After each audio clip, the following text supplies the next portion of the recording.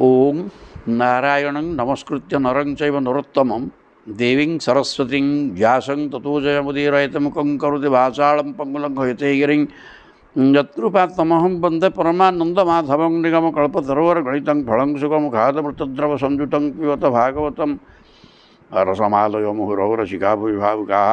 ओं व्यासं वसिष्ठनप्तारं शक्तिपौत्रमकलमशं पराशरात्मजं वन्दे सुगतातं तपोनिधिं। ओं व्यासाय विष्णुरूपाय व्यासरूपाय विष्णवे नमो वै ब्रह्मनिधये वासिष्ठाय नमो नमः। ओं श्री परमात्मने नमः। ओं नमो भगवते वासुदेवाय। बर्तमान यहाँ 10म स्कंध अध्याय 84 ये पाठ है कौन ये जो होता सूर्यपराग एवं सीटी समंत पंचक कुरुक्षेत्र माने 5टा कुंड सब राजा मान को मारिकी परशुराम करते पवित्र तीर्थ सीठी से सूर्यपराग समय समस्ते जाइए मेल होते बहुत मुनि ऋषि आसते विदाय हो सब जीवा समय वसुदेव कहले कर्म करी मुझे कर्म बंधन मुक्ति हेबी कारण मु कर्म को त्याग करने भाया मोर सेमती किसी ना बुढ़ा हो सारे अभ्यास ना तेणु कर्म करी कर्म बंधन मुक्ति हेबी ना से पाठ पढ़ेले जे बर्तमान सब 3टा आमर ऋण पितृदेवता एवं ऋषि तेणु तुम्हें पितृऋण मुक्त हो कहीं संतान तुम्हार अच्छी तेणु पितृऋण मुक्त ऋषि ऋण शास्त्र अध्ययन करुच किसी ज्ञान अच्छी तेणु ऋषि ऋण भी मुक्त किंतु देवता ऋण तुम पाखे अच्छी इटा कि सुझीव ना केवल यज्ञ कले तेणु गोटे यज्ञ होता ऋषि मैंने बसिकी यज्ञ करी वसुदेव को ऋण मुक्त करेले तापर यज्ञ सरी कौन है देखा वसुदेव से कहते यहाँ है पाठ 10म स्कंध यहाँ वसुदेव उवाच कहले भ्रातरीशकृत पाश नृणांज स्नेह संकित तं दुस्त्यजं अहं मन्ये सुराणांगपि जोगिनां। वसुदेव कहते भाई ओहो भाई भाई मेल है बापा किए से वसुदेव को नंद मेल हो गले यज्ञ सरीगला अवभूत स्नान सरला बोले यज्ञ शेष तापर वसुदेव को नंद मेल होगले सी 2टा अत्यंत स्नेह तंकर से जो बंधु संपर्क अति घनिष्ठता भितर था तेणु वसुदेव कहते भ्रात ईशकृत पाश नृणांज स्नेह संगीत ये जो स्नेह परस्पर स्नेहटा यहाँ ईशकृत भगवान को द्वारा सृष्ट ये संपर्कटा भगवान को द्वारा सृष्ट हे भाई ईशकृत पाश नृणांज स्नेह संगीत ये जो स्नेहटा बाप पुओ को स्नेह कला स्वामी स्त्री स्नेह ये सब स्नेह भी अलग अलग अच्छी ये जो स्नेहटा इटा ईशकृत इटा लोक किए करनी तैयारी ये भगवान को द्वारा सृष्ट तग दुस्त्यजम जोटा भगवत सृष्ट ताहा दुस्त्यज ताको छाड़ी हब नहीं अहं मन्ये सुराणांगपि जोगिना कि देवता कि जोगी कहीं भी छाड़ी पारे नहीं यहाँ वसुदेव कहले अस्मासु अप्रतिकल्पेयं जत्कृताज्ञेषु सप्तमी मैत्र्यर पिता फला बापी न निवर्तेत करेचित आपण आम परी अस्मासु अप्रतिकल्पेयं जत्कृत अज्ञेषु सप्तमी आपण आम परी अकृतज्ञ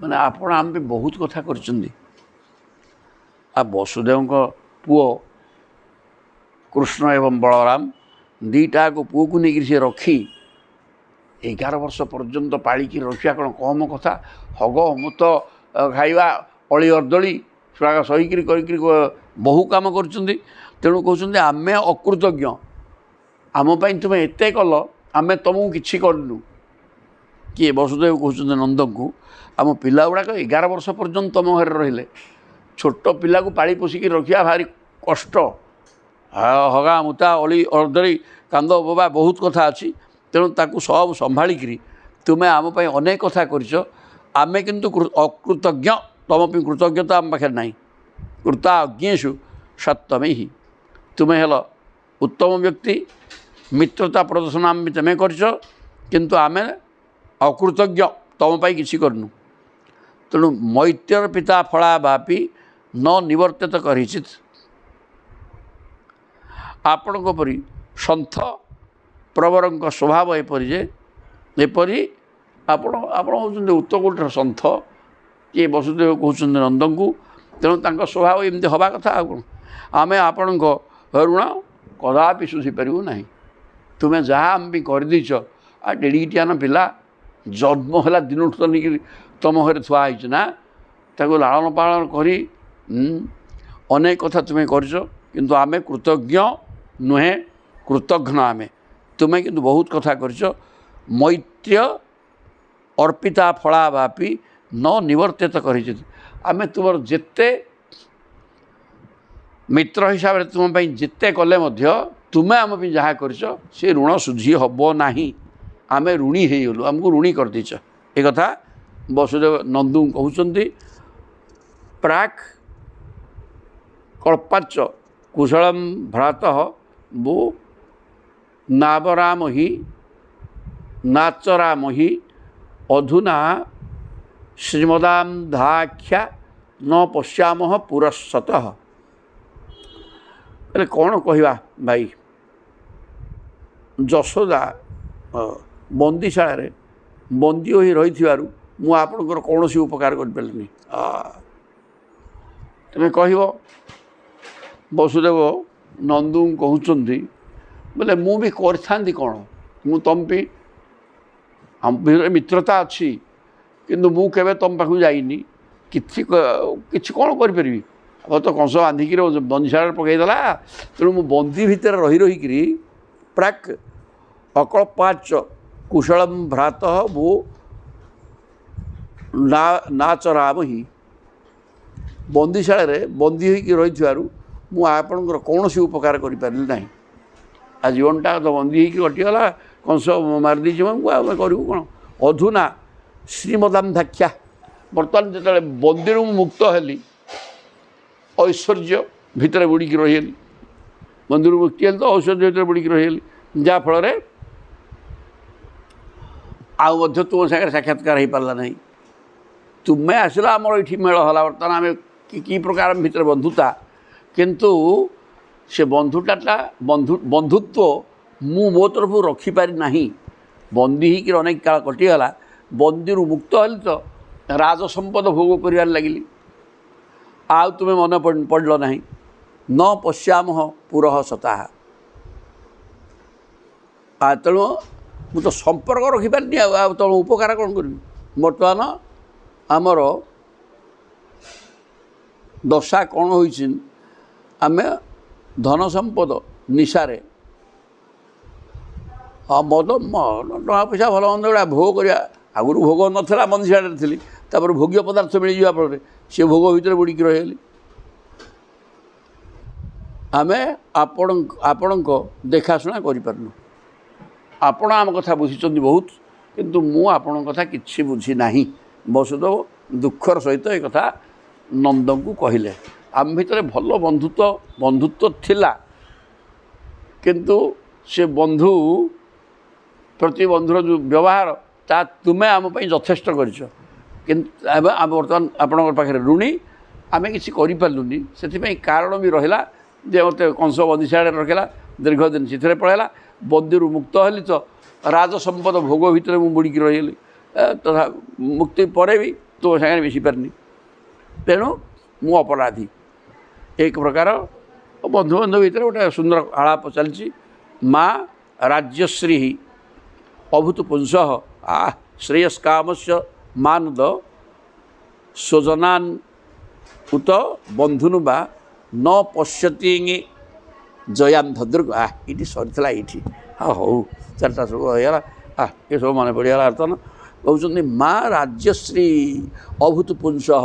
ତେଣୁ ଏଇଠି କେତେ ସୁନ୍ଦର ଭାବରେ ବସୁଦେବ କହୁଛନ୍ତି ନନ୍ଦଙ୍କୁ ବୋଲେ ହେ ପ୍ରଭୁ ଏ ରାଜ ସମ୍ପଦ ମଧ୍ୟ ଆମ ବନ୍ଧୁତ୍ୱକୁ ବନ୍ଧୁତ୍ୱ ଆମ ଭିତରେ ଯେଉଁ ବନ୍ଧୁତ୍ୱ ଥିଲା ମୁଁ ରାଜ ସମ୍ପଦରେ ଭୋଳ ହୋଇଯାଇ ମନ୍ଦିରରୁ ଖସିଲି ତ ତୋ ପାଖକୁ ଯାଇକି ସଘୁଳିଥାନ୍ତି କିନ୍ତୁ ତା କରିପାରିଲି ନାହିଁ କାରଣ ରାଜ ସମ୍ପଦ ଭିତରେ ଉପଭୋଗ କରିକି ସମ୍ପତ୍ତି ମଦାନ୍ଧ ହେଇଗଲି। ତେଣୁ ଇଏ ରାଜଶ୍ରୀ ଅଭୂତ ପୁଂସଃ ଶ୍ରେୟସ୍ କାମସ୍ୟ ମାନଦ କହିଲେ ହେ ମାନଦ ମାନମ ଦଦାତି ମାନଦ ତୁମେ ସମସ୍ତଙ୍କୁ ସମ୍ମାନ ଦେଉଛ। ନନ୍ଦୁଙ୍କୁ କହିଲେ ମୋତେ ତୁମେ ବହୁତ ସମ୍ମାନିତ କରୁଛ ସବୁ ଠିକ୍ ଅଛି ତୁମେ ହେଲା ମାନ ଦେବା ଲୋକ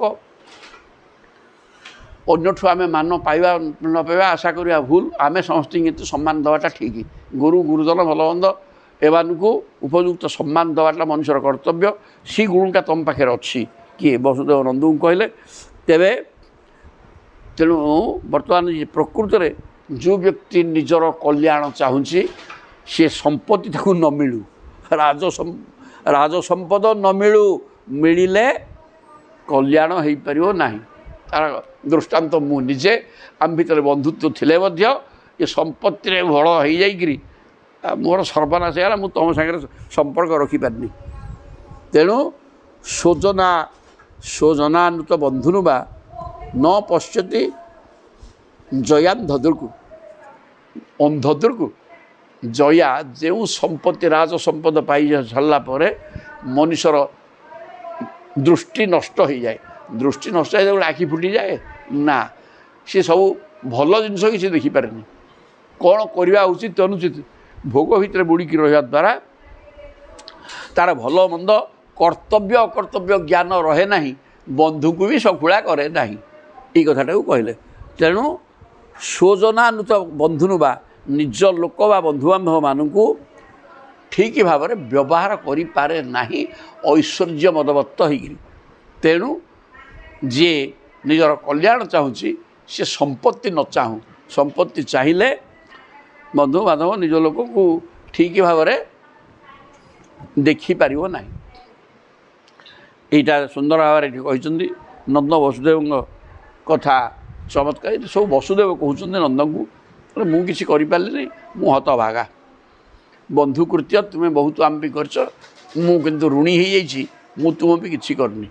ତାପରେ ସେ ସୁଖବାଚ ସୁଖଦେବ କହୁଛନ୍ତି ଏବଂ ସୌହୃଦ ଶୈଥିଲ୍ୟ ଚିତ୍ତ ଆନକ ଦୁନ୍ଦୁଭି ରୁରୋଧ ତତ୍କୃତାଂ ମୈତ୍ରୀଂ ସ୍ୱରନ୍ ଅଶ୍ରୁ ବିଲୋଚନ ଏ ପ୍ରକାର କହିକିରି ବସୁଦେବ ବର୍ତ୍ତମାନ ଭାବ ବିହୋଳ ହେଇଗଲେ ଭାବ ବିହୋଳ ହେଇକିରି କାନ୍ଦିଲେ ପକେଇକିରି ଏବଂ ସୌହୃଦ ଶୈଥିଲ୍ୟା ବନ୍ଧୁତ୍ୱ କି ପ୍ରକାର ଜିନିଷ ଏବଂ ତୁମେ ଆମ ପାଇଁ କେତେ କାମ କଲ କିନ୍ତୁ ମୁଁ ତୁମକୁ ମୁଁ ଗୋଟେ ସଫଳ ବନ୍ଧୁତା ତୁମ ପାଖରେ ଦେଖାଇ ପାରିଲିନି ଐଶ୍ୱର୍ଯ୍ୟ ଭିତରେ ବୁଡ଼ିକି ରହିକିରି ମୁଁ ଭୁଲ କରିଦେଇଛି। ଏଇ କଥା ଆନକ ଦୁନ୍ଦୁଭି ମାନେ ବସୁଦେବ ଯାହାର ଜନ୍ମ ସମୟରେ ଦେବତାମାନେ ଦୁନ୍ଦୁଭି ନାଦ କରିଥିଲେ କାହିଁକିନା ତାଙ୍କ ପାଖରେ ଭଗବାନ କୃଷ୍ଣ ଆସିବେ ଆବିର୍ଭାବ ହେଇକିରି ଖେଳାଲୀଳା କରିବେ ତେଣୁ ତାଙ୍କର ଜନ୍ମ ସମୟରେ ଦୁନ୍ଦୁଭି ନାଦ ହେଇଥିଲା ତାଙ୍କ ନାଁ ଆନକ ଦୁନ୍ଦୁଭି କହିଲେ ରୁରୋଧ ତତ୍କୃତାଂ ମୈତ୍ରୀ ନନ୍ଦଙ୍କର ମିତ୍ରତାକୁ ସ୍ମରଣ କରି ବସୁଦେବ କାନ୍ଦିବାକୁ ଲାଗିଲେ ଅଶ୍ରୁ ବିଲୋଚନ ଆଖିରୁ ଝରଝର ଧାର ଧାର ଲୁହ ହୋଇଗଲା ଏବଂ ପୁରା ଭାବ ଆସିଗଲା କାନ୍ଦିବାକୁ ଲାଗିଲେ। ନନ୍ଦସ୍ତୁ ସଖ୍ୟୁ ପ୍ରିୟକୃତ ପ୍ରେମଣା ଗୋବିନ୍ଦରାମୟୋ ଅଦ୍ୟ ସୋ ଇତି ମାସାନ୍ତ୍ରିନ୍ ଯଦୁଭି ମାନିତୋ ଅବସତ୍। ନନ୍ଦ କ'ଣ କଲେ ସଖ୍ୟୁ ପ୍ରିୟକୃତ ସଖା ତ କିଏ ବସୁଦେବ କ'ଣ ଆଜି ସେ ସବୁଦିନ ବାହାରନ୍ତି ପଳେଇବା ରହିଯାଉ ନା ଆଉ ଦୁଇ ଦିନରେ କେଉଁ କାଳକୁ ଦେଖା ସାକ୍ଷାତ ନଥିଲା ତୁମେ ସୌଭାଗ୍ୟରୁ ତୁମ ସହିତ ମୋର ମେଳ ହେଲା ମୁଁ ତ ତୁମ ପାଖକୁ ଯାଇପାରୁନି ଆସିଛ ମାନେ ତୁମେ ରହ କଥାବାର୍ତ୍ତା ହେବା ବସିବା ଉଠିବା ଆମର ଏତେ ବନ୍ଧୁତା ଏମିତି କରିକିରି ନନ୍ଦଙ୍କୁ ଅଟକେଇ ଦେଉଥାନ୍ତି କିଏ ବସୁଦେବ। ୟାଙ୍କର ତ ମିତ୍ରତା ସ୍ନେହଭାବ ୟାଙ୍କ ପାଖରେ ଅଛି ନନ୍ଦଙ୍କ ପାଖରେ। ତେଣୁ ପ୍ରେମଣା ଇଆଡ଼େ ପୁଣି କୃଷ୍ଣ ବଳରାମ ଅଛନ୍ତି, ତାଙ୍କୁ ଦେଖିବାରେ ମଧ୍ୟ ତାଙ୍କର ଆନନ୍ଦ ରହିଛି। କାହିଁକିନା ପିଲାଦିନେ ପାଳି ପୋଷିକି ତାକୁ ପାଳନ କରିକି ରଖିଥିଲେ ଏବଂ ସେ ଭଗବାନ ବୋଲି ଜାଣିଛନ୍ତି। ଆଉ ତାଙ୍କୁ ଛାଡ଼ିକି ଯିବାକୁ କି ମନ ହେଉନି।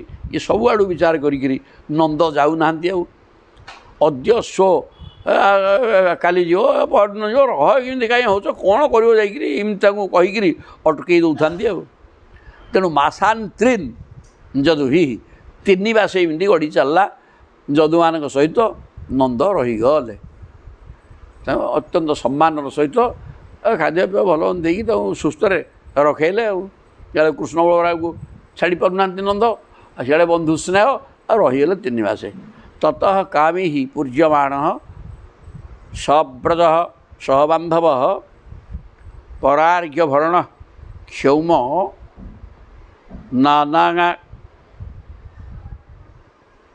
ନାନାନର୍ଘ୍ୟ ପରିଚ୍ଛଦି ବହୁମୂଲ୍ୟ ଆଭୂଷଣ ପାଟ ବସ୍ତ୍ର। ତତଃ କାମୀ ପୂଜ୍ୟମାଣ ସବ୍ରଜ ସହ ବାନ୍ଧବ। ତାପରେ ନନ୍ଦଙ୍କୁ ତାଙ୍କର ବ୍ରଜବାସୀ ସାଥୀମାନଙ୍କୁ ତଥା ବନ୍ଧୁବାନ୍ଧବଙ୍କୁ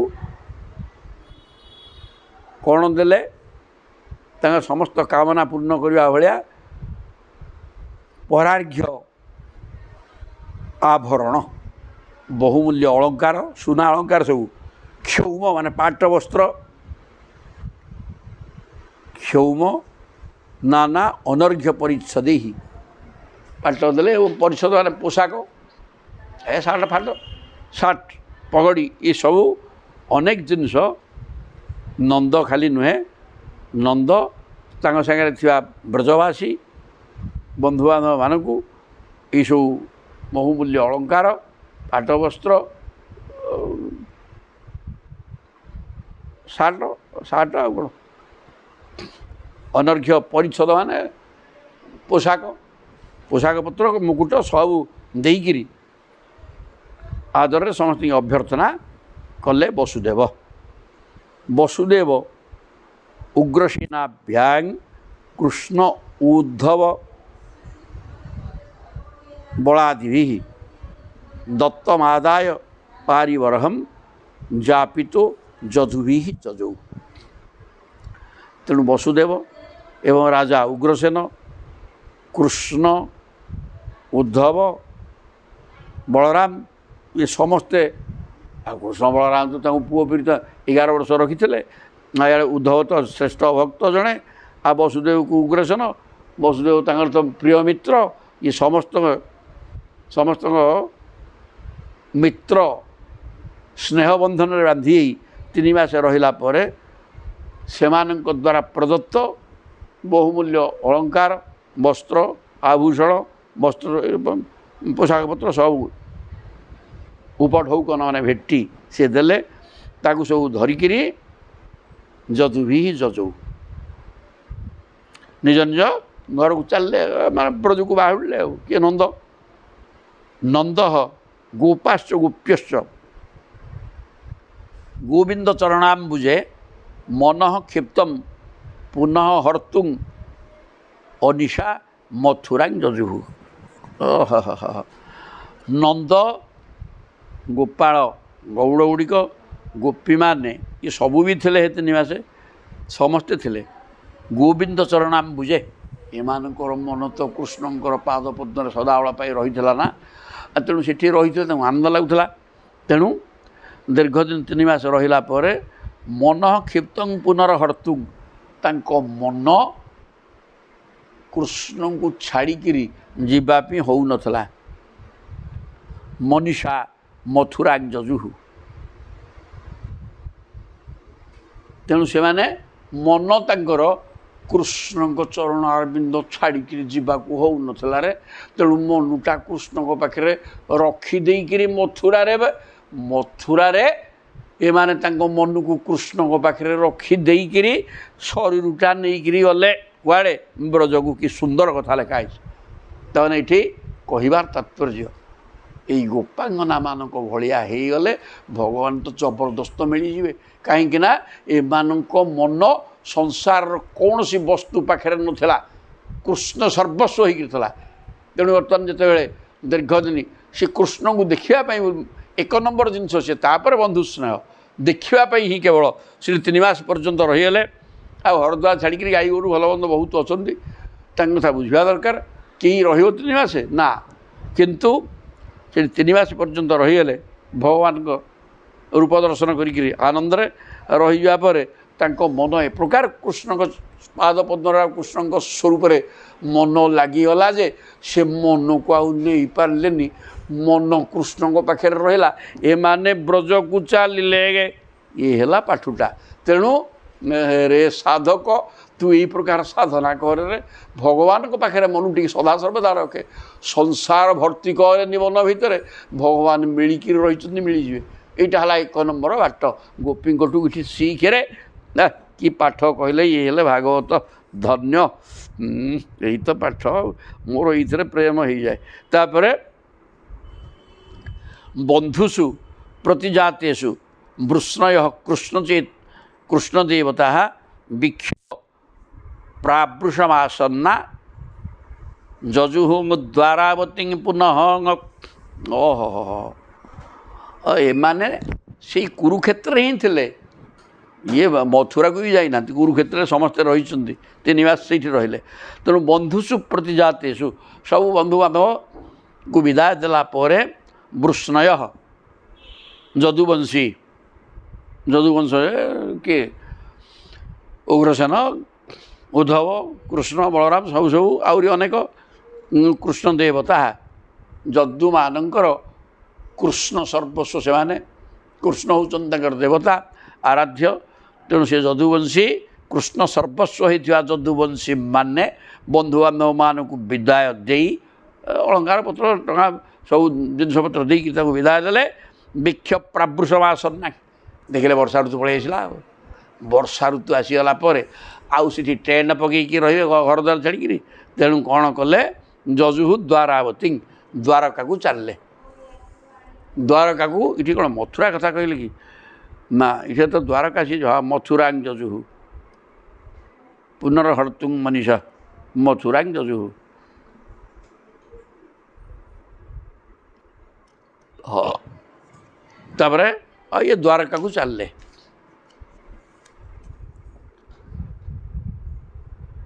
ଜନେଭ୍ୟ କଥୟାଞ୍ଚକ୍ରୁଃ ଯଦୁଦେବ ମହୋତ୍ସବମ୍ ଯଦା ଆସୀତ୍ ତୀର୍ଥଯାତ୍ରାୟାଂ ସୁହୃତ୍ ସନ୍ଦର୍ଶନାଦିକମ୍। ସେଠାରେ ପହଞ୍ଚି ସେମାନେ ସମସ୍ତଙ୍କ ଆଗରେ ବସୁଦେବଙ୍କର ଯଜ୍ଞ ମହୋତ୍ସବ, ସ୍ୱଜନ ସମ୍ବନ୍ଧୀୟମାନଙ୍କ ସହିତ ଦର୍ଶନ ଆଦି ତୀର୍ଥଯାତ୍ରା ପ୍ରସଙ୍ଗ ବର୍ଣ୍ଣନା କଲେ। ଜନେଭ୍ୟ କଥୟାଞ୍ଚକ୍ରୁଃ, ନନ୍ଦ ଗୋପାଳ ମାନେ ଏବଂ ଗୋପୀମାନେ ଯାଇକିରି ବୃନ୍ଦାବନରେ ପହଞ୍ଚିଗଲେ। ଯାଇକି ସେଠି ପହଞ୍ଚିକିରି ସେଠି ଯେଉଁ ଲୋକମାନେ ଥିଲେ ଗୋପାଳମାନେ, ସେମାନଙ୍କୁ ଏଇ ଯେଉଁ ମହୋତ୍ସବ ହେଲା, ଭଗବାନଙ୍କ ସହିତ ଏମାନେ ରହିଲେ 3 ମାସ ଏବଂ ଆନନ୍ଦ ଉତ୍ସବ ହୋଇଥିଲା, ଛୁଡ଼ା ଯାଇକିରି ନିଜ ଲୋକମାନଙ୍କ ଆଗରେ ବର୍ଣ୍ଣନା କଲେ। ଇତି ଶ୍ରୀମଦ୍ ଭାଗବତ ମହାପୁରାଣେ ପାରମହଂସ୍ୟାଂ ସହିତାୟାଂ ଦଶମସ୍କନ୍ଧେ ଉତ୍ତରାର୍ଦ୍ଧେ ତୀର୍ଥଯାତ୍ରାনুବର୍ଣ୍ଣନମ୍ ନାମ ଚତୁର୍ଦ୍ଦଶୋତ୍ତମ ନାମ 84ତମ ଅଧ୍ୟାୟ। 84 ଅଧ୍ୟାୟ ସରିଲେ, ତାପରେ 85 ଅଧ୍ୟାୟ ଆସିଲେ। ଭଗବାନ ଶ୍ରୀକୃଷ୍ଣ ବସୁଦେବଙ୍କୁ ବ୍ରହ୍ମଜ୍ଞାନ ଉପଦେଶ ଦେବା କଥା, ଦେବକୀଙ୍କର 6 ପୁଅଙ୍କୁ ଫେରାଇ ଆଣିବା ହେଲା। ଦେବକୀଙ୍କର 6ଟା ପୁଅ ମରିଥିଲେ, ତାଙ୍କୁ ସେ ଫେରାଇ ଆଣିବେ ଏବଂ ବସୁଦେବଙ୍କୁ ଜ୍ଞାନ କହିଲେ ଭଗବାନ କୃଷ୍ଣ ନିଜେ। ଦେଖିବା ଚମତ୍କାର କଥା। ଶ୍ରୀ ବାଦରାୟଣୀ ହିଁ ଉବାଚ। ବାଦରାୟଣ ବୋଇଲେ ବ୍ୟାସ, ବାଦରାୟଣସ୍ୟ ଅପତ୍ୟମ ପୁମାନ। ବାଦରାୟଣୀ ମାନେ ଶୁକଦେବ ବ୍ୟାସଙ୍କର ପୁତ୍ର ଶୁକଦେବ ବର୍ତ୍ତମାନ କହୁଛନ୍ତି ଅଥ ଏକଦା ଆତ୍ମଜୌ ପ୍ରପ୍ତୌ କୃତପାଦାଭିବନ୍ଦନୌ ବସୁଦେବ ଅଭିନନ୍ଦ୍ୟାହ ପ୍ରୀତ୍ୟା ଶଙ୍କର୍ଷଣାଚ୍ୟୁତୌ। ଦିନକର କଥା। କୃତପାଦାଭିବନ୍ଦନୌ ବସୁଦେବ ବସିଛନ୍ତି। ଇଏ ଯେଉଁ ଦି ପୁଅ କିଏ ରାମ ବଳରାମ ଏବଂ କୃଷ୍ଣ ଏମାନେ ଯାଇ ବସୁଦେବଙ୍କର ପାଦ ବନ୍ଦନା କଲେ। ଅଭିନନ୍ଦ୍ୟ ଆହ ପ୍ରୀତ୍ୟା। ବସୁଦେବ ସେମାନଙ୍କୁ ଅଭିନନ୍ଦନ ଜଣାଇ ବସେଇଲେ ଏବଂ କହିଲେ ମୁନିନାଂ ସବଚଃ ଶ୍ରୁତ୍ୱା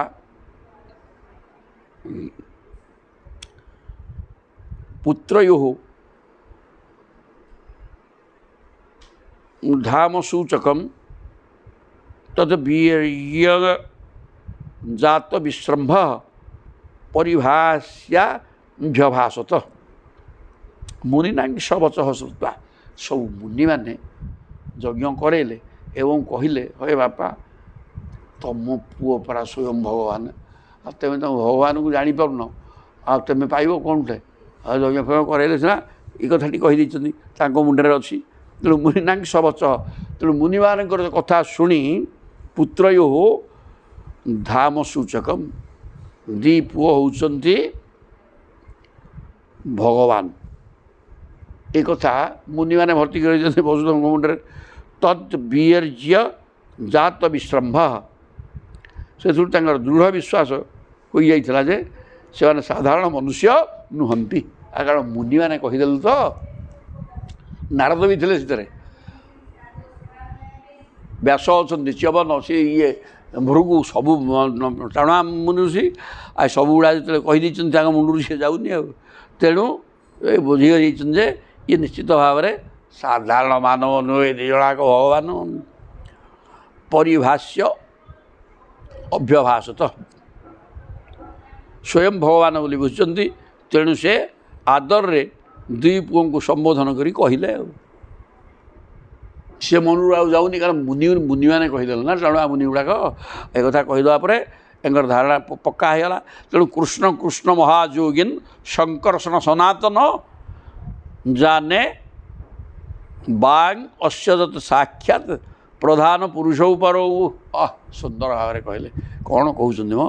ବୋଲେ ହେ କୃଷ୍ଣ, ହେ କୃଷ୍ଣ, ହେ ମହାଯୋଗିନ୍, ତୁମେ ଯୋଗେଶ୍ୱରମାନଙ୍କର ଈଶ୍ୱର, ମହାଯୋଗୀ ତୁମେ। ଏବଂ ହେ ଶଙ୍କର୍ଷଣ, ତୁମେ ସନାତନ। ସନାତନ ସଦା ଭବ ସନାତନ, ନିତ୍ୟ ବସ୍ତୁ, ବିନାଶ ତୁମ ନାହିଁ, ବ୍ରହ୍ମ ପଦାର୍ଥ। ତୁମେ ଦୁଇ ଜଣଯାକ ସମାନ, ଜଣେ ଯୋଗୀ ଆଉ ଜଣେ ସନାତନ, ମାନେ ନିତ୍ୟ ବସ୍ତୁ, ସଦାବେଳେ ତୁମେ ଅଛ। ଜଣେ ପ୍ରକୃତି, ଜଣେ ପୁରୁଷ। ପ୍ରକୃତି ହେଲେ ଶଙ୍କର୍ଷଣ ଏବଂ ପୁରୁଷ ହେଲେ ଭଗବାନ। ଜାନେ ବାଂ ଅସ୍ୟତତ ସାକ୍ଷାତ। ମୁଁ ତୁମ ଦୁଇ ଜଣଙ୍କୁ ଭଲ ଭାବରେ ଜାଣିସାରିଲିଣି। ପ୍ରଧାନ ପୁରୁଷ ଉପରକୁ, ଜଣେ ପ୍ରଧାନ ମାନେ ପ୍ରକୃତି ଆଉ ଜଣେ ପୁରୁଷ। ଏ ସମସ୍ତ ଜଗତଟା ଦୁଇଟା ପଦାର୍ଥରେ ଗଢ଼ାରେ, ପ୍ରକୃତି ଏବଂ ପୁରୁଷ। ଏ ଶରୀରଟା ପ୍ରକୃତି ଦତ୍ତ, ପାଞ୍ଚ ଭୌତିକ ଏବଂ ତିନି ଗୁଣ ସମ୍ପନ୍ନ ଶରୀରଟା ହେଲା ପ୍ରକୃତି ଦତ୍ତ। ତା ଭିତରେ ପୁରୁଷ ଅଛନ୍ତି। ତେଣୁ ଏଇ ଜଗତଟା ଏକ 84 ଲକ୍ଷ ବିଭିନ୍ନ ଜାତିର ଜୀବଜନ୍ତୁ, ଯାହା ଆମେ ଜଗତରେ ଦେଖୁନେ କି ଇଏ ସବୁ ପ୍ରକୃତି ଏବଂ ପୁରୁଷରେ ଗଢ଼ା। ଗୋଟେ ଜଡ଼, ଗୋଟେ ଚୈତନ୍ୟ, ପ୍ରକୃତି ପୁରୁଷ, ଏଇ ପ୍ରକାର ସ୍ଥିତି। ତେଣୁ ବସୁଦେବ ଏଇଠି ସୁନ୍ଦର ଭାବରେ କହୁଛନ୍ତି ତୁମେ ସାଧାରଣ ମନୁଷ୍ୟ ନୁହଁ, ଜଣେ ଜଣେ ହେଲେ ମହାଯୋଗୀ ଆଉ ଜଣେ ସନାତନ, ମାନେ ନିତ୍ୟ। ପ୍ରକୃତିର ବି ବିନାଶ ନାହିଁ, ବ୍ରହ୍ମସତ୍ତାର ଯେମିତି ବିନାଶ ନାହିଁ, ପ୍ରକୃତିର ବି ବିନାଶ ନାହିଁ। ଏଠି ସମସ୍ତେ ମରଣ ଧରି ଯାଉଛନ୍ତି, ଗଲେ କ'ଣ ହେବ? ଯେତିକି ଯାଉଛନ୍ତି ତାଠୁ ଅଧିକା ବି ଆସୁଛନ୍ତି। ତେଣୁ ସମ୍ପୂର୍ଣ୍ଣ ବିନାଶ ହେବାର ପ୍ରଶ୍ନ ନାହିଁ। ସେଠି ଗୋଟେ ଭୂସ୍ଖଳନ ନା, ଗୋଟେ ମରିଗଲେ ହଜାର ଗଲା, କାମ ସରିଲା, ଜଗତ ଆଗ ପଳେଇଲା କି? ଗୋଟେ ନିର୍ଦ୍ଦିଷ୍ଟ ସ୍ଥାନ, ଗାଁ ଗଣ୍ଡା ଖସିଗଲା, ଆଉ ସବୁ ପୁଣି ଅଛି ନା। ତେଣୁ ପ୍ରକୃତି, ୟା ନା ବି ପ୍ରକୃତି, ଏ ପ୍ରକୃତି ବିପର୍ଯ୍ୟୟ ହେଲା। ବିପର୍ଯ୍ୟୟ ହେଇକିରି କିଛିଟା ଧ୍ୱଂସ ହେଇଗଲା, କିନ୍ତୁ ପୁଣି ରହିଲା, ଜଗତ ଆଗ ଅଛି। ତେଣୁ ପ୍ରକୃତି ବି ବିନାଶଶୀଳ ନୁହେଁ, ଇଏ ଏମିତି ରହିଛି, ରହିଥିବ। ଇଏ ବି ସନାତନ। ତେଣୁ ତୁମେ ଦୁହେଁ ଜଣେ ପ୍ରକୃତି ଜଣେ ପୁରୁଷ। ପ୍ରଭୁ ହେଲେ ପ୍ରକୃତି ଆଉ ପୁରୁଷ ହେଲେ ଭଗବାନ ନିଜେ କୃଷ୍ଣ। ଏକଥା ବତେଇଦେଲେ। ଆଉ ଯତ୍ର ଯେନ ଯତୋଜସ୍ୟ ଯସ୍ମୈ ଯତ୍ ଯଥା ଯଦା ସରେଇ ଦେଲେ। ସବୁ ବିଭକ୍ତି ଦିଆହେଇଛି, ସବୁ ବିଭକ୍ତି ପ୍ରଥମା ଦ୍ୱିତୀୟା ତୃତୀୟା ଚତୁର୍ଥୀ ପଞ୍ଚମୀ ସବୁ ଭଗବାନ ପାଖରେ ଲାଗିଯିବ। ସ୍ୟାତ୍ ଇଦମ ଭଗବାନ ସାକ୍ଷାତ ପ୍ରଧାନ ପୁରୁଷେଶ୍ୱର ଯତ୍ର ଯେଉଁଠାରେ ଇଦମ ଇଦମ କହିଲେ ଇଦମ ବିଶ୍ୱମ ଆପଣଙ୍କ ଠାରେ ଆପଣ ହିଁ ପ୍ରକୃତି ପୁରୁଷ। ତ ଏ ପ୍ରକୃତି ପୁରୁଷକୁ ନେଇକି ସମସ୍ତ ଜଗତ ହେଇଛି ନା ହଁ। ତେଣୁ ଯତ୍ର ଏ ପ୍ରକୃତି ପୁରୁଷାତ୍ମକ ସମସ୍ତ ଜଗତ ଆପଣଙ୍କ ଭିତରେ ଅଛି। ମାନେ ଭାଗବତ କହିଛନ୍ତି କ'ଣ? ଆପଣ ଆପଣଙ୍କ ଭିତରେ ଆପଣଙ୍କୁ ହିଁ ସୃଷ୍ଟି କରିଛନ୍ତି। ସରିଲା ଆଉ କ'ଣ?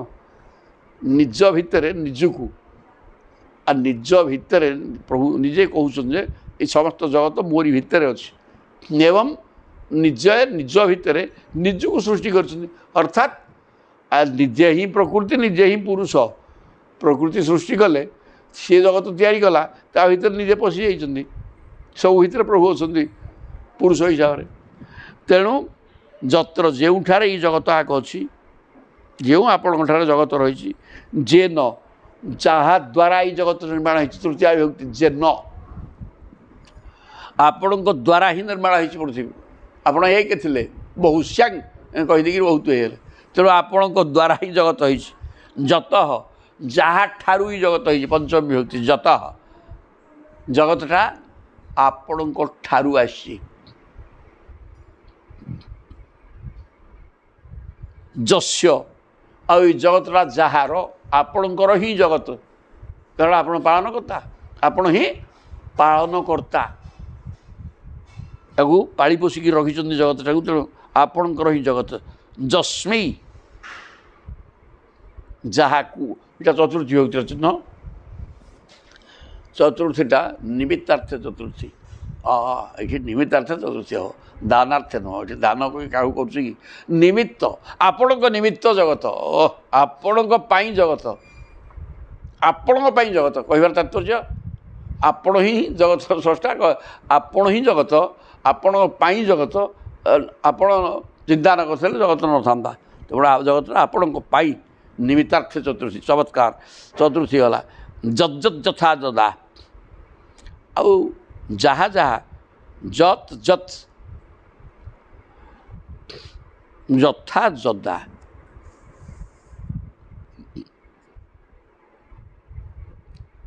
ତୁମେ ତୁମର କ୍ରୀଡ଼ା ନିମନ୍ତେ ହିଁ ଏହି ଜଗତ ନିର୍ମିତ ହେଇଛି। ଏହି ଜଗତ ଯେତେବେଳେ ଯେଉଁ ରୂପରେ ରହୁଛି, ଯତ୍ ଯତ୍ ଯଥା ଯଦା ଯଦା ଯେତେବେଳେ ଯେଉଁ ଯେଉଁ ରୂପରେ ରହୁଛି, ଏଇ କଥାଟା ସଦାବେଳେ ସମାନ ରୂପରେ ରହୁନି। କେତେବେଳେ କେତେ ଦିନ ତଳେ ପ୍ରଚଣ୍ଡ ଖରା, ଗ୍ରୀଷ୍ମ, ତାପରେ ସମସ୍ତେ ସଢ଼ୁଥିଲେ, ଜଳୁଥିଲା ଜଗତ। ଏବେ ଦେଖିଲା ଆସିକି ମେଘ ବର୍ଷା ଚାରିଆଡ଼େ କାଦୁଅ ପଙ୍କ ଶୀତଳତା ଆସିଗଲା, ସବୁ ଆସିଗଲା। ଏବଂ କେଉଁଠି ପ୍ରଳୟ କାଣ୍ଡ ସବୁ ହେଉଛି, କେଉଁଠି ବନ୍ୟାରେ ଗାଁ ଗଣ୍ଡା ଭାସିଗଲାଣି, କିଛି ଗୋଟେ ଖସିଗଲା ପର୍ବତ ଭୁଷୁଡ଼ିକି ଲୋକ ସର୍ବନାଶ ହେଇଗଲେଣି। ତେଣୁ ଯେଉଁ ଜାଗାର ସବୁ ଜାଗାର ରୂପ ସମାନ ହେଇକି ସଦାବେଳେ ରହୁନି, ପରିବର୍ତ୍ତିତ ସ୍ଥିତି ଆସୁଛି। ଏବଂ ସେ ସବୁ ହିଁ ଆପଣ, ସବୁ ଆପଣ, ତୁମ ଛଡ଼ା ଏଠି ଆଉ କିଛି ନାହିଁ। ଜଗତ ସଂସାରଟା ଯେତେବେଳେ ଯେଉଁ ପରିସ୍ଥିତିରେ ରହୁଛି, ପରିବେଶ ପରିସ୍ଥିତି, କେତେବେଳେ ଖରା ରହୁଛି, କେତେବେଳେ ଶୀତ ହେଲାଣି, କେତେବେଳେ ଏଠି ବର୍ଷା ହେଲାଣି, କେତେବେଳେ କେଉଁଠି ନଈ ବହି ହେଇଗଲା, ଗାଁ ଗଣ୍ଡା ଭାସିଗଲାଣି, ଲୋକ କୁଆଡ଼େ ପଳେଇଲେ, କେଉଁଠି କ'ଣ ହେଇଗଲା। ତେବେ ଏଇସବୁ ଯେତେବେଳେ ଯେଉଁ ସ୍ଥିତିରେ ଜଗତ ରହୁଛି, ସବୁ ହିଁ ଆପଣ। ସ୍ୟାତ୍ ଇଦମ ଭଗବାନ ସାକ୍ଷାତ। ତେଣୁ ଆପଣଙ୍କ ଭିନ୍ନ ଏଠି କିଛି ନାହିଁ, ସବୁ ଆପଣ। ଏ ଜଗତଟା ଆପଣଙ୍କ ଠାରୁ ଆସିଛି, ଆପଣଙ୍କ ଭିତରେ ଅଛି, ଆପଣଙ୍କ ଦ୍ୱାରା ଜଗତ ହେଇଛି, ଆପଣଙ୍କ ନିମିତ୍ତ ଜଗତ, ଆପଣଙ୍କୁ ଛାଡ଼ିକିରି ଜଗତ ନାହିଁ। ଆପଣଙ୍କ ନିମିତ୍ତ ଏଇ ଜଗତ, ଅର୍ଥାତ୍ ଆପଣଙ୍କୁ ଛାଡ଼ିକିରି ଜଗତ ନାହିଁ। ଆପଣ ଥିବାରୁ ଜଗତଟା ଅଛି। ପ୍ରତ୍ୟେକ ଭିତରେ ଆପଣ ଅଛନ୍ତି। ଆଉ ଆଉ ଯେତେବେଳେ ଯେଉଁ ପରିସ୍ଥିତିରେ ସଂସାର ରହୁଛି ସବୁ ହିଁ ଆପଣ। ସୁନ୍ଦର କଥା କି ପାଠ ସବୁ ଇଏ। ଏତନ୍ ନାନାବିଧମ ବିଶ୍ୱମ୍ ଆତ୍ମସୃଷ୍ଟଂ ଅଧୋକ୍ଷଜ ଆତ୍ମନାନୁପ୍ରବିଶ୍ୟାସ୍ମନ୍ ପ୍ରାଣೋ ଜୀବ ବିଭର୍ଷ୍ୟଜ। ଏତନ୍ ନାନାବିଧମ ବିଶ୍ୱମ୍, ଏ ସଂସାରଟା ଏଠି କାହା ସହିତ କେହି ମେଳ ହେବେନି ରେ। ମଣିଷ ଗୋଟେ ଗୋଟେ ଜାତି, ଏମିତି 84 ଲକ୍ଷ ଜାତିର ଜୀବ ଅଛନ୍ତି, କିନ୍ତୁ ଏ ମଣିଷ ଗୋଟେ ଜାତି ଆମେ ଦେଖୁଛେ, କିନ୍ତୁ ଏଗୁଡ଼ାକ କୋଟି କୋଟି ଅଛନ୍ତି, କାହା ସାଙ୍ଗରେ କେହି ମେଳ ହେବେନି। ଆକାର ପ୍ରକାର ରୂପ ରେଖ ସବୁ ସମସ୍ତ କାହା ସାଙ୍ଗରେ କିଏ ତାରି ଭଳିଆ ଏଇ ଲୋକଟା ନାଇଁରେ ବାପା, ସବୁ ଅଲଗା। ଏଇ ତ ଇଏ ଆହୁରି ଗୋଟେ ବିଚିତ୍ର। ମଣିଷ ତ ମଣିଷ ଗୋଟେ ପ୍ରକାର ସବୁ ହେଇଥାନ୍ତେ, ନା ତାହା ବି ନୁହେଁ। ଏତତ୍ ନାନାବିଧମ୍, ଇ ସୃଷ୍ଟି ବିଚିତ୍ର। ଗଛରେ ଗଛ କେତେ ପ୍ରକାର ଗଛ, ଅସଂଖ୍ୟ। ମଣିଷ ଅସଂଖ୍ୟ, କିନ୍ତୁ ସମସ୍ତେ ଗୋଟେ ଅଲଗା ଅଲଗା ବିଚିତ୍ର ସୃଷ୍ଟି। ଏତା ନାନାବିଧମ୍ ବିଶ୍ୱମ୍ ଆତ୍ମସୃଷ୍ଟଂ ଅଧୋକ୍ଷଜ। ହେ ଅଧୋକ୍ଷଜ, ଏ ଶବ୍ଦଟି ଚମତ୍କାର ଜିନିଷ। ଅଧୋକ୍ଷଜ ବୋଲେ ଯିଏ ଗୋଟେ କହିବ ଭଗବାନ ନାହିଁ ମ, ୟା ଅର୍ଥଟା କ'ଣ ଆମେ ଟିକେ ବୁଝ। ଅର୍ଥଟାକୁ ବୁଝରେ ବାପା।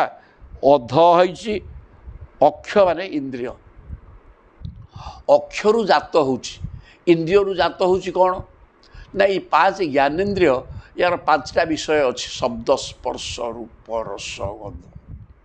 ଏ ଇନ୍ଦ୍ରିୟ ଗୁଡ଼ାକ ବିଷୟକୁ ନେଇ, ଇନ୍ଦ୍ରିୟରୁ ଜାତ ହେଉଛନ୍ତି ବିଷୟ, ମାନେ ଇନ୍ଦ୍ରିୟ ମନ କିଛି ନୁହେଁ। ବିଷୟ ଗୁଡ଼ାକ ସିଧାସଳଖ ମନ ପାଖକୁ ଯାଇପାରିବେନି। ରୂପ ଏଇଠି ଅଛି, ମନ ଦେଖି ପକେଇବ ନା। ଶବ୍ଦ ଶୁଭୁଛି, ମନ ଶୁଣିବ ନା।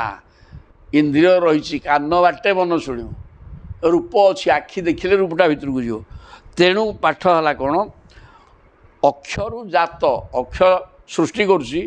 ଏ ଯେଉଁ ବିଷୟ ସବୁ ଇନ୍ଦ୍ରିୟ ଗୁଡ଼ାକ ବହିର୍ମୁଖୀ, ଇନ୍ଦ୍ରିୟର ବିଷୟ ବାହାରେ ବୁଲୁଛନ୍ତି। ସେ ବିଷୟକୁ ନେଇକରି ଭିତରେ, ମନ ଭିତରେ ରଖିକିରି ମନକୁ ଛଟପଟ କରୁଛି। ମନରୁ ଭୋଗ କରିବା ବି ଲାଳସା ଆସୁଛି ତାର। ତେଣୁ ୟାକୁ ବିଷୟ ଇନ୍ଦ୍ରିୟ ଗ୍ରାହ୍ୟ ପଦାର୍ଥକୁ ଗ୍ରହଣ କରି ମନ ବିଚଳିତ ହୁଏ, ତାକୁ ଯିଏ ଅଧଃ, ତାର ଅଧୋପତନ ଯିଏ କରିଥାନ୍ତି, ତାକୁ ବଶୀଭୂତ ଦୂରେଇ ଦିଅନ୍ତି ମନ ଭିତରୁ, ଅର୍ଥାତ୍ ଇନ୍ଦ୍ରିୟ ବିଜେତା। ଅଧୋକ୍ଷଜ ଶବ୍ଦର ଅର୍ଥ ଇନ୍ଦ୍ରିୟ ବିଜେତା। ଏ ଶବ୍ଦର ଅର୍ଥ ଏହା। ତେଣୁ ପ୍ରଭୁ ହେଲେ ଇନ୍ଦ୍ରିୟ ବିଜେତା। ପ୍ରଭୁଙ୍କ ନାଁ ଧରିଲେ ଇନ୍ଦ୍ରିୟ ଜଣେ ଜୟ କରିଯିବ। ଅଧୋକ୍ଷଜ ନାମକୁ ସ୍ମରଣ କଲେ ଇନ୍ଦ୍ରିୟ ଜୟ ହେଇଯିବ। ବିଶ୍ୱଂ ଆତ୍ମସୃଷ୍ଟମ୍। ତେଣୁ ଏ ନାନାବିଧ ଯେଉଁ ବିଶ୍ୱ ହେଇଛି, ଏ ଗୋଟେ ପ୍ରକାର ନୁହଁ। ଯଦିଓ ମଣିଷ ଗୋଟେ, ଅଲଗା ସମସ୍ତେ। ଗାଈ ଗୋଟେ ଜାତି, ସବୁ ଅଲଗା। କିଏ ଧଳା, କିଏ କଳା, କିଏ ନାଲିଆ, କିଏ ଛିଟିକା, କେତେ ପ୍ରକାର। କାହାର ଏଡ଼େ ଲମ୍ବା ସିଂହ, କିଏ ଇଣ୍ଡିଆନ୍ ସିଂହ ହେଇଥିବ, ବିଭିନ୍ନ ପ୍ରକାର ତ।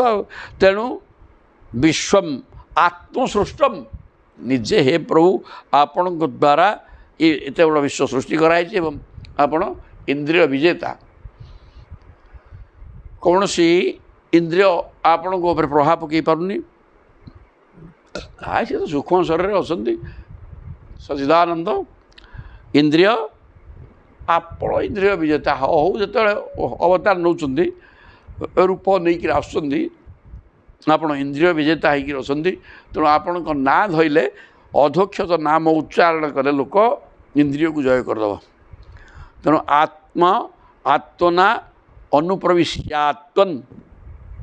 ତେଣୁ ଆପଣ ପ୍ରତ୍ୟେକ ଭିତରେ ଜୀବାତ୍ମା ସ୍ୱରୂପରେ ପ୍ରବେଶ କରି, ଇଏ ପ୍ରାଣ ଜୀବ ବିଭର୍ଷ୍ୟଜ।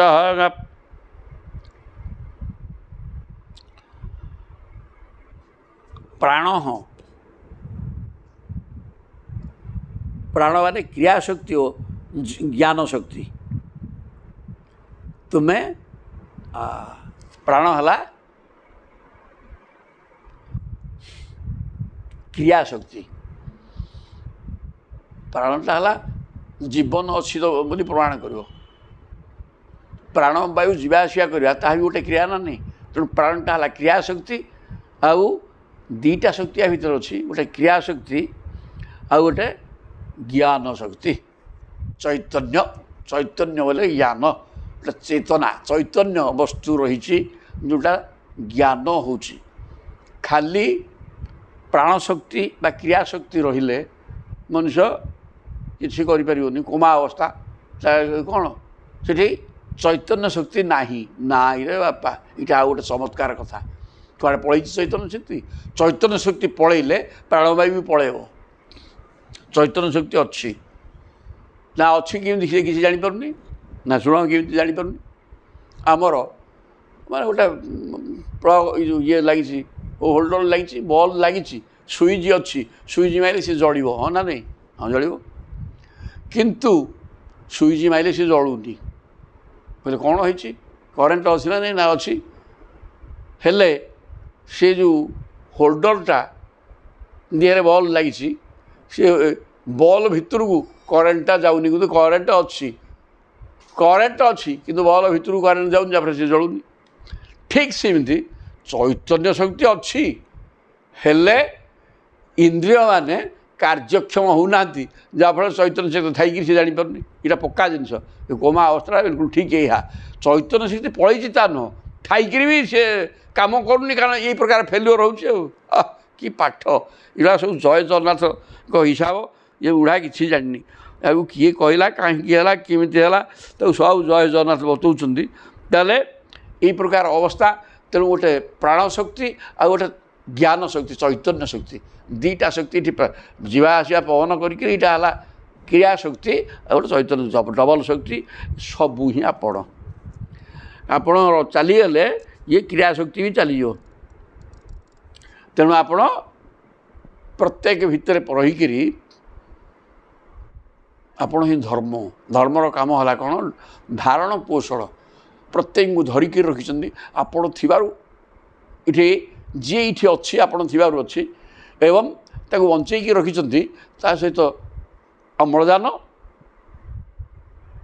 ବାୟୁ ଏବଂ ଜଳ ଏ ଦୁଇଟା ଯାକ ହେଲା ଦୁଇଟା ଯାକ ଜୀବନରେ ପବନ ନହେଲେ ବଞ୍ଚିବ ନା ପାଣି ନ ପିଇଲେ ପାଣି ନା ତ ଜୀବନମ୍ ଭୁବନମ୍ ବନମ୍ ପାଣି ନା ବି ଜୀବନ ନ ଖାଇକିରି ବଞ୍ଚିଯିବ ପାଣି ବୁନ୍ଦେ ବୁନ୍ଦେ ପିଉଥିଲେ କିନ୍ତୁ ପାଣି ନ ପିଇଲେ ଗୋଟେ ମିନିଟ୍ ବଞ୍ଚିପାରିବନି ତେଣୁ ପାଣି ଏବଂ ପବନ ଦୁଇଟା ଯାକ ଜୀବନ ଏ ଜୀବନ ରହିବା ପାଇଁ କାରଣ ଇଏ ସବୁ ଆପଣ ଦେଇକିରି ବଞ୍ଚେଇକିରି ସମସ୍ତଙ୍କୁ ରଖିଛନ୍ତି ଖାଦ୍ୟ ପଦାର୍ଥ ଦେଇକିରି ଏ କଥା କେହି ବୁଝୁନାହିଁ ବୁଝୁଥିଲେ ଆପଣଙ୍କୁ କିଏ ଛାଡ଼ନ୍ତାନି ସମସ୍ତେ ଆପଣ ହିଁ ସମସ୍ତଙ୍କର ପ୍ରିୟତମ କିନ୍ତୁ କାରଣ ନିଜେ ରହିକିରି ବଞ୍ଚେଇକି ରଖିଛନ୍ତି ବାୟୁ ଜଳ ଖାଦ୍ୟ ଏସବୁ ଦେଇକିରି ବଞ୍ଚେଇକି ରଖିଛନ୍ତି ଏଗୁଡ଼ା ବୁଝୁଥିଲେ ଜଣେ ଆପଣଙ୍କ ବ୍ୟତୀତ ଆଉ କାହାକୁ ସେ ସ୍ନେହ କରନ୍ତାନି ଆପଣ ହେଉଛନ୍ତି 1 ନମ୍ବର ଆତ୍ମୀୟ ଆଉ ଜଣେ କିଏ ନୁହେଁ ଆମେ ଏଗୁଡ଼ାକ ଯେଉଁ ଘର ସଂସାର କରିକିରି ଆତ୍ମୀୟତା ୟା ଭିତରେ କିଛି ନାହିଁଟି ସବୁ ସ୍ୱାର୍ଥ ଅସୁବିଧା ପଡ଼ିଲା ଆସି କେହି ପିଠିରେ ପଡ଼ିବେନି ଜୟ ଜଗନ୍ନାଥ ଛାଡ଼ ଏ ସଂସାର ନାହିଁ ଛାଡ଼ ସେଗୁଡ଼ାକ ଯିବାନି ତାହେଲେ ପାଠ କହିଲେ ନା କେତେ ସୁନ୍ଦର ଜିନିଷ ଗୁଡ଼ାକ ଏ ସବୁ ୟା ନାହିଁ ପକ୍କା ଜ୍ଞାନ ତେଣୁ କହୁଛନ୍ତି କେଉଁ ଶୁଣା ଗଲେ ଏଠି ରହିଛି କାନ୍ତି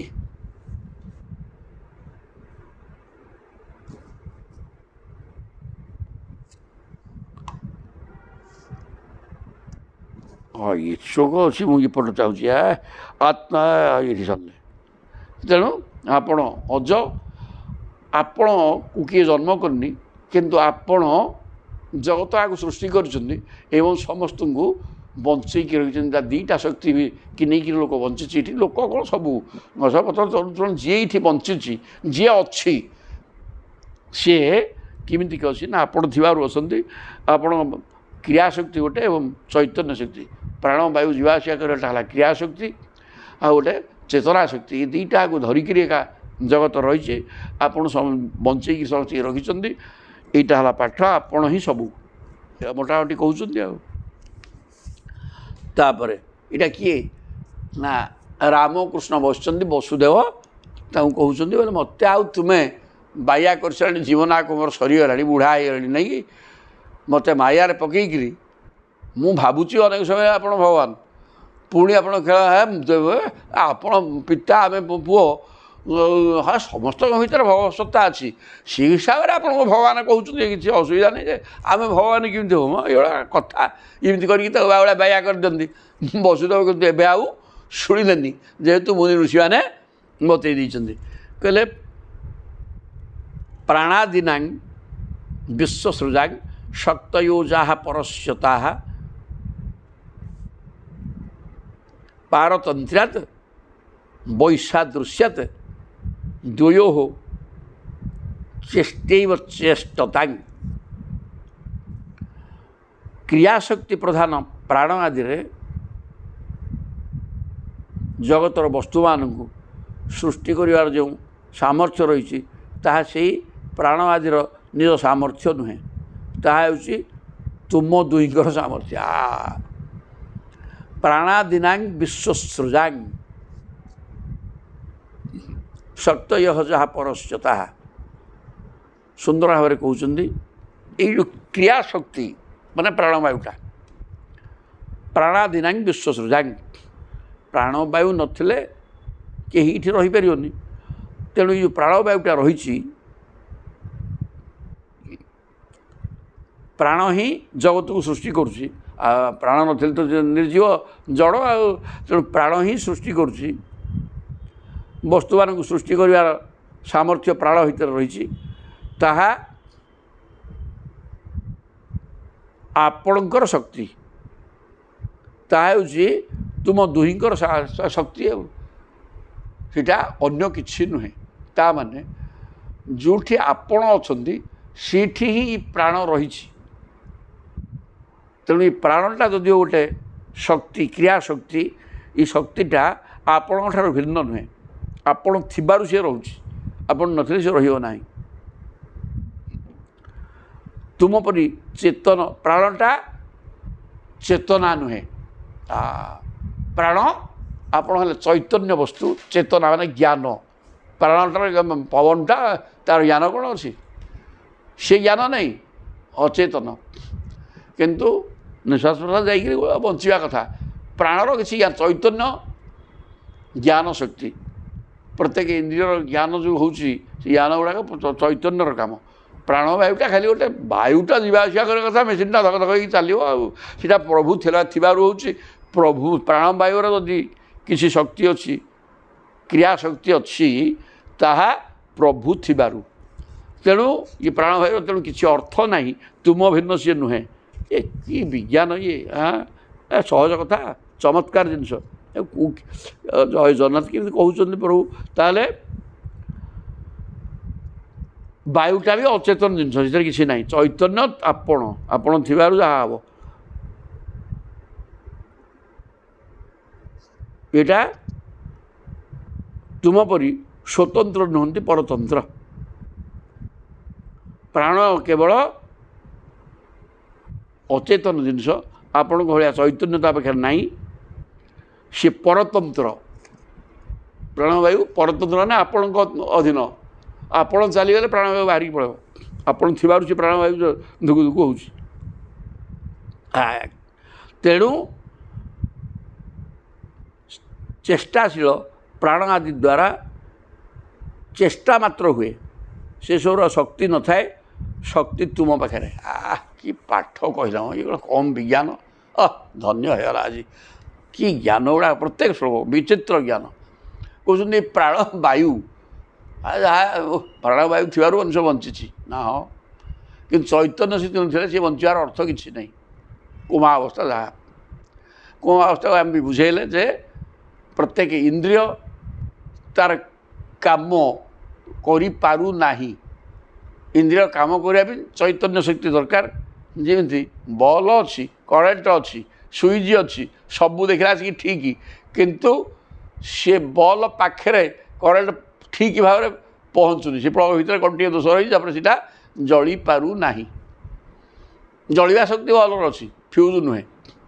ठीक सेमती आखि देखिपार शक्ति थे भी से देखिपारे चैतन्य शक्ति रही है फ्यूज अवस्था से जो आम कोमा अवस्थाटा तेणु ये सुंदर भाव में कहते अरे ये प्राण गोटे शक्ति किए मना करनी प्राणटा कि चैतन्य शक्ति से नुहे सेटा क्रिया शक्ति प्राण धक धक हो प्राण वायुटा चेतना नुहे जड़ कि चैतन्य शक्ति होती प्रभु आपण आपण थिबारु से प्राणवायु जावासिया होपण चलीगले मोटे हेनी एवं प्राणवायुर स्वाधीनता नहीं स्वतंत्र सी नुहे हाँ मुझी तुम जारी प्रभु हम प्रभु चलीगले सी चल बेपार रही प्रश्न कारण सी थी चलाऊँ कि पाठ कहले प्रा कि पाठ सी है परतंत्र आपण अधीनस्थ सी तार किसी काम नहीं जड़ूटा तादे ज्ञान नहीं जड़ सी नुहे से प्राणवायु चलुची गतिशील जे किंतु जड़ चेतना ज्ञान कौन तार जमी आखिटा रूप ग्रहण कर तार ज्ञान कानुटा शब्द ग्रहण कर ज्ञान प्राणवायुटा कौन कर वायुटा चलुची तेणु मेसीनटा धक धक होई तो कथा तेणु ता वायुर ज्ञान कौन रहा ना तादे ज्ञान से चैतन्य नहीं आपण ही चैतन्य शक्ति बा ज्ञान शक्ति आपण को अधीनस्थ सी आपण चलीगले सी आदौ रहा आपण सर्वशक्तिर आधार कौन कहले ये गोटे श्लोक वाला तो भाई आई सबू शक्ति आपणकर आपण भिन्न जगत किसी रहा रे बापा आम कहे प्राण को नहीं बंचे ता भी नुहे ये सब आपण अधीन सुंदर भाव में कहले तापर कहते कांति तेज प्रभा सत्ता चंद्राग्नि अर्क अर्कर्क्ष विद्युतांग जत स्थैर्यम भूभृतांग भूमे वृत्ति गंध अर्थ तो भवान सबू कहले सबू आपण कांति ता शरीर तेज बाहर कहती कांतिटा से प्रकार आ शरीर दुर्बल न सुस्थ सबल अच्छी शरीर तेज बाहर कांति कांति कहले दुर्बलिया मेसापरी नुहे सुस्थ तेज बेले तादेह ज्योति बाहर कांति तेज प्रभा ए सब एकापरि लगे प्रभा मैंने से ज्योति सत्ता और चंद्रर कांति अग्निर तेज ये विभिन्न जगार लगे पाठ कौन पाठ चंद्र कहले चंद्र को चंद्र किरणटा को कांति कहगला कारण सी तेज नुहे तेज जलईदेव दाहिका शक्ति अच्छी चंद्र किरण से ना सीटा शीतलता तेणुक ता ना कांति कि पाठम तेजुटा कौन ना तेज है अग्निकर तेज सूर्यंकर भी तेज अच्छी सूर्य को प्रभा बोली कह सूर्य को प्रभा कह गोटे स्वतंत्र शब्द अच्छी प्रभाटा सूर्य पाखे तेजुटा अग्नि अग्नि होती अत्यंत तेजियान समस्त जली पड़ी पाउस करदे कांति है जदिओ ज्योति ये शीतलता अच्छी तेजुटा जलई देवार शक्ति अच्छी तेज माने दाहिका शक्ति अच्छी ता ना तेज प्रभा है सूर्यंकर प्रभा सूर्यंकर ज्योति बा किरणटा प्रभा सी जदिओ उष्णता अच्छी सी भी दाहिका शक्ति तादेह अच्छी उष्णता अच्छी किंतु अग्नि अग्नि सूर्य भर किसी भेद ना हाँ हूँ तेज कहले आपको प्रभा कहले प्रभाटा अग्नि ठार आउ टे कम से सदा सर्वदा अग्नि जिते आसिले सी तेज होकर जलैकी समस्त पड़े सूर्य से प्रकार नुहति बर्तमान सूर्य तो तेज बोली कह प्रभा कहीं जलई पारे इले खरा दिन जो उत्तप्त सीटा सदा रोचे तेणु पाखे स्थायी भाव में तेज रोनी से प्रभा कह तीन टा शब्द एक अर्थ प्रभु तीन कि सुंदर कह धन्य भागवत कौन कहला ये तीन टाक एक अर्थ कांति तेज एवं प्रभा किंतु कि सुंदर भाव अर्थ कराला जे कांति कहले जोटार शीतलता अच्छी ଚନ୍ଦ୍ରଙ୍କ ପାଖରେ ଅଛି, ତେଜ ଅଗ୍ନିଙ୍କ ପାଖରେ ଯେଉଁଟା ଦାହିକା ଶକ୍ତି ଅଛି। ସୂର୍ଯ୍ୟଙ୍କ ପାଖରେ ଦାହିକା ଶକ୍ତି ଅଛି, ଆମେ ମନା କରିପାରିବା ନାହିଁ, କିନ୍ତୁ ସ୍ଥାୟୀ ଭାବରେ ନୁହେଁ। ଖରାଦିନେ ଯେଉଁ ଉତ୍ତାପ ରହୁଛି, ଶୀତଦିନେ ଶୀତଦିନେ ତ ଖରାରେ ବସିବାକୁ ମନ ହେବ, ଶୀତଦିନେ ସେ କଥା ରହୁନି, କି ବର୍ଷା ଦିନେ ତ ସୂର୍ଯ୍ୟଙ୍କ କିରଣ ପଡ଼ୁନି, ବର୍ତ୍ତମାନ ସଦାବେଳେ ମେଘ ଆଚ୍ଛନ୍ନ କରି ରହିଛି, ତେଣୁ ସୂର୍ଯ୍ୟଙ୍କୁ ପ୍ରଭା ବୋଲି କୁହାଗଲା। ଯଦିଓ ଦାହିକା ଶକ୍ତି ଅଛି, ସେଟା ସ୍ଥାୟୀ ଭାବରେ ନାହିଁ। ତେଣୁ ଏ ତିନି ସତ୍ତା, ଚନ୍ଦ୍ର, ଅଗ୍ନି, ଅର୍କ, ଅର୍କକ୍ଷ ବିଦ୍ୟୁତାଂ, ଚନ୍ଦ୍ର ତେଜ ହେଲା ଅଗ୍ନି, ଅର୍କ ମାନେ ସୂର୍ଯ୍ୟଙ୍କ ପାଖରେ ପ୍ରଭା, ରୁକ୍ଷ ମାନେ ନକ୍ଷତ୍ର ଗୁଡ଼ାକ ଅଛନ୍ତି, ବିଦ୍ୟୁତ୍ ବିଦ୍ୟୁତରେ ବିଜୁଳି, ସେ ମଧ୍ୟ ତା ଦେହରେ ତେଜ ଅଛି,